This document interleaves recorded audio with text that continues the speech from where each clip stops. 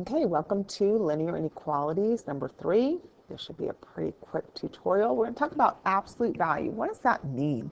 Well, when we see something like the absolute value of x equals 5, we know that x stands for a number that is 5 away from 0. That's what absolute value means, the distance away from 0. So in this equation, it's saying, what number can we put in for x that is 5 away from 0. And so we normally say, we know what x is, right?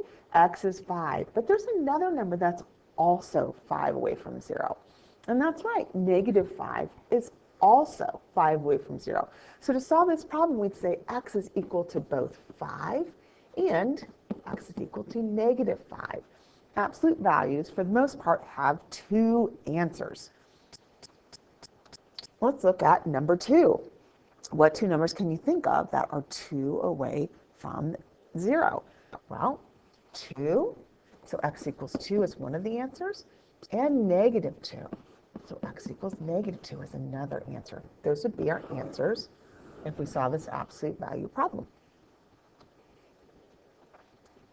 This is saying now we have not just an x, but we have a 2x, but the whole thing is saying these absolute values want to know, how do we make what's in our absolute value equal to 14 away from 0? Well, we can set what's in our absolute value to 14, or we can set what's in our absolute value equal to negative 14, because both 14 and negative 14 are 14 away from 0. And we're going to go ahead and solve. Divide both sides by 2, and we'll get x equals 7. Divide by both sides by 2, we get x equals negative 7. Both of these answers, when we plug them back into our original equation, work, right? If we plug 7 in, 2 times 7 is 14. What's the absolute value of 14? Another way of saying that is, how far away from 0 is 14? 14, so that works. If we plug negative 7 in for x, 2 times negative 7 is negative 14.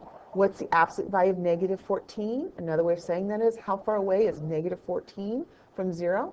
14. So both of them work. There are two answers. Let's look at number 4. So we're looking at something similar.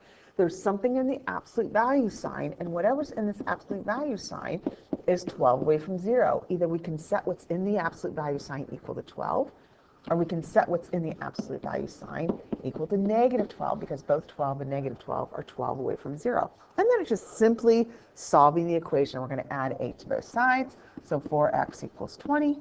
Divide both sides by 4, so x equals 5. That's one of our answers, right? If we plug 5 in, we can see into the original equation. If we plug 5 in, we get 20 minus 8, which is 12. Absolute value of 12 is 12. Let's solve this side. If we go ahead and add 8 to both sides, negative 12 plus 8 is negative 4. Divide both sides by 4, and we get x equals negative 1. Let's plug negative 1 in and see if that works. 4 times negative 1 is negative 4.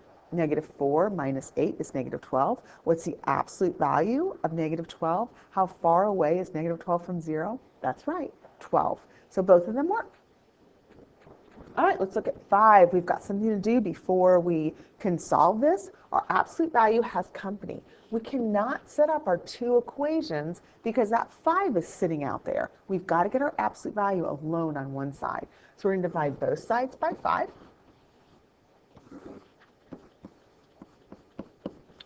Now that our absolute value is alone, we're going to say whatever's in the absolute value sign is going to be 4 away from 0, so it can either be equal to 4, or what's in that absolute value sign can also be equal to negative 4, because negative 4 is 4 away from 0.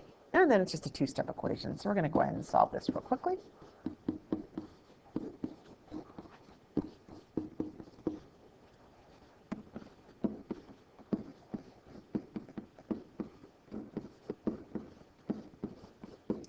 Both of these answers, when you plug them into the original absolute value equation, will work.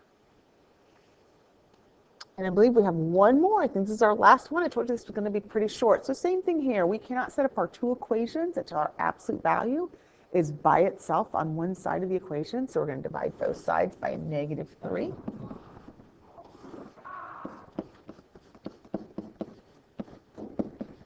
Okay. what's in the absolute value sign is 22 away from 0. So what's in the absolute value sign is either equal to 22, or whatever's in the absolute value sign is equal to negative 22. So let's go ahead and solve. It's a two-step.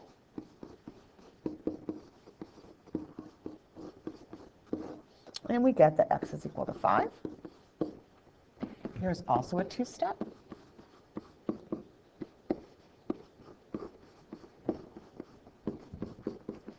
Both of these numbers, if you plugged them into the equation, would work. I know this isn't on your notes, but I want you to stick with me for something. Wonder if I said absolute value of x plus 2 is equal to negative 5. What would you say? Could you solve that? Can there be something in an absolute value that is negative 5 away from 0? No, right? An absolute value can never be equal to a negative number because absolute value is talking about distance, distance away from 0, and distance can never be negative, right? Right, so this, if you saw this, it would be no solution. We wouldn't even start to solve it. If we look back here, we did see the negative 66, I get that, but that's because we still didn't get rid of the negative 3. And once we did, then we ended up with an absolute value equal to a positive number, not a negative. All right, that's it. Thanks for joining me. Have fun practicing.